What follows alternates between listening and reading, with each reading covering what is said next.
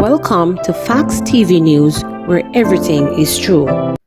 Man fatally stabbed in dispute allegedly over woman in Mandeville. Police are probing the stabbing death of a man who was allegedly attacked by another following a reported dispute over a woman in Mandeville on Saturday morning. Police have not yet released the identity of the victim. A senior police source told reporters that the two men were reportedly embroiled in an argument when sharp instruments were drawn and used to inflict wounds on each other. The men were taken to hospital, where one was pronounced dead and the other admitted. Two men were fighting over a woman. They stabbed each other. They were taken to hospital by citizens. One died and the other is in critical condition, stated the police source. Another credible source said the incident happened about 7 a.m. behind a plaza in the vicinity of Plaza Road and Perth Road. The area is popularly known for prostitution. Statistics from the police up to June 30 for Manchester show that 24 murders were recorded since the start of the year, in comparison to 23 for the corresponding period last year. Farmer found dead in suspicious house fire in St. Elizabeth. The body of a St. Elizabeth farmer was found inside what remains of his dwelling, which was gutted by fire early Saturday. The deceased has been identified as 49-year-old Everett Medley. Reports from residents are that Medley was last seen in his community of Barton on Friday night, where he attended a candlelight vigil. At around 1:30 a.m., one of Medley's relatives reportedly seen fire coming from his one-bedroom dwelling and alerted the authorities at the Santa Cruz fire station. Residents believe that the fire was deliberately set, as they noted that less than an hour before, Medley had scared off an intruder who attempted to break into his neighbor's house. The residents believe the intruder may have returned and retaliated against Medley.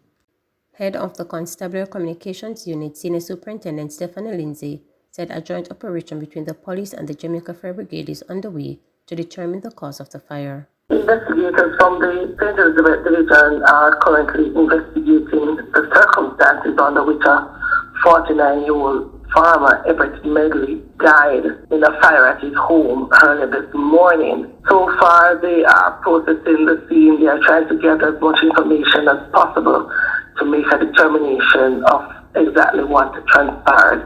So it is a very active investigation. They have not found the cause of the fire just yet. They are working very closely with the St. Elizabeth Fire Department to see if they can bring pieces of information together to have an idea of what transpired.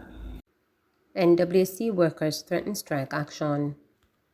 Workers at the National Water Commission NWC on Friday issued a 72-hour strike action notice. In a letter addressed to the management of the commission, workers expressed dissatisfaction with the position advanced by the Ministry of Finance and Public Service at a meeting held on July 3rd. The workers threatened to take industrial action if there was no successful resolution to the matter linked to a job evaluation exercise with aims to align the new compensation structure for the public sector. This response the workers deem to be unacceptable and have therefore mandated us to advise that if the matter is not satisfactorily resolved within the next 72 hours, they will have no option but to resort to industrial action.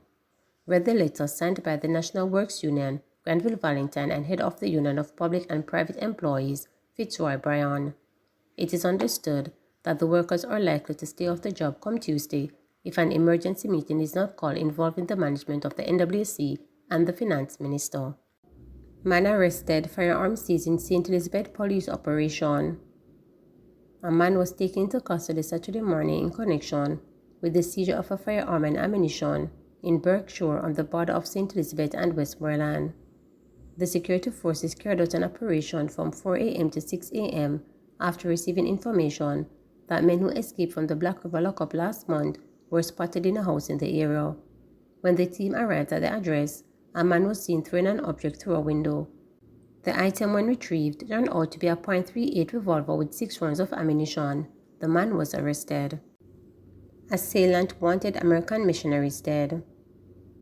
A consultant forensic pathologist contracted by the National Security Minister on Thursday disclosed that American missionary Randy died instantly from a single bullet to the head fired at close range, while his colleague Harold, who was still alive after being shot once in the back, died from one of the 6 chop wounds to his head delivered with enough force that could chop the branch of a big tree. The findings were disclosed by the forensics pathologist who took the stand at the Home Circuit Court in downtown Kingston, the ongoing trial of cab driver Andre Thomas, who is facing 2 counts of murder for the 2016 killing of the men. Nichols, 53, and Hensel, 49, his colleague missionary from the Pennsylvania-based team or medical mission, went missing on Saturday, April 30 after leaving their Tower Isle St. Mary homes on motorcycles intending to visit a site where they would be doing some charity work the next week. A search party launched later that day recovered Hensel's battered body in bushes in Wentworth district, while Nicholas' body was found the next day several miles away. Thursday, the medical examiner, who was conducted some 20,000 postmortems since 1997, told the court that on May 3, 2016, he conducted several postmortems, 2 of which were on the bodies of Hensel and Nichols. He said the 6-foot-tall Hensel, when examined, had both hands bound behind his back with a torn piece of cloth. He told the court that his examination revealed a single gunshot wound, which, based on the trajectory, showed that the missionary was shot from behind at close range. The bullet, which entered the base of the hairline at the back of his head, traveled upwards and exited at the left of Hensel's head, shattering the molars on the left upper jaw and exiting through his mouth, the forensic pathologist said. Death was instantaneous to less than half a minute, the forensic pathologist divulged under probe from a senior prosecutor. He said burns from flames as well as the smoke and gunpowder on the body indicated that the missionary had been shot by someone standing close to him. He also said that there were several injuries to the body of Hensel that were inflicted after he died. The forensics pathologist said Hensel's cause of death was from cranial cerebral injury due to the gunshot wound to his head. In the meantime, he said the 5'7" tall Nichols had been shot once in the lower back by an assailant who was about 2 feet away from him but was still alive and capable of moving because he was struck 6 times over the head. According to the forensics pathologist, any of the 6 drop wounds to the head of the missionary could have killed him due to the force which he said were inflicted. Asked to explain the significance of the clean-cut wounds on Nichols' head, he said the injuries could have been caused by a heavy cutting weapon like a cutlass. Asked not what degree of force resulted in the infliction of those drop wounds, he said severe force. Each wound could cause death independently, the forensic expert told the court. Asked by attorney at law for Thomas Leroy whether the assailant was an angry person based on the nature of the wounds, the forensics expert said, "I can't answer for the so-called assailant." Asked whether the individual who inflicted the wounds wanted Nichols dead, the forensics pathologist said, "Yes, sir." Quiz further, another about whether Nichols was lying, sitting or standing when he was murdered, the forensics pathologist said any position is possible. Thursday jurors, with the permission of the judge, followed Tom's cross-examination, queried the amount of pressure behind the weapon used to chop Nichols. "Heavy force coming down. I could compare it to chopping the branch of a big tree," he said.